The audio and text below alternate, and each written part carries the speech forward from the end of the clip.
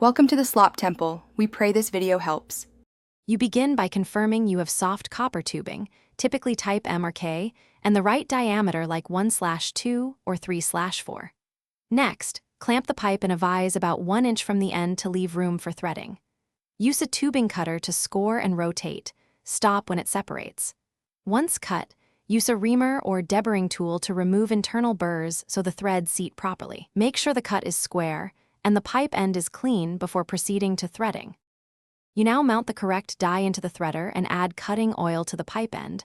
Oil reduces friction and prevents tearing.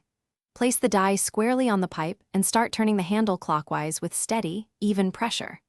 After a few turns, reverse about a quarter turn to break chips and clear swarf. This keeps threads clean and reduces binding.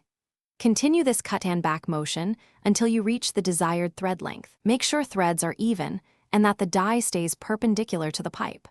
You finish by cleaning the new threads with a wire brush and wiping away oil and metal shavings. This prevents contamination of the joint. Test fit the coupling or fitting by hand to confirm engagement, then apply PTFE tape or pipe joint compound to the male threads for a reliable seal.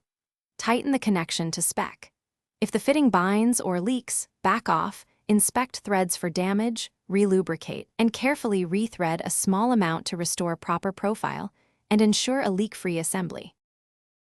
Thanks for watching. Consider subscribing if we helped you.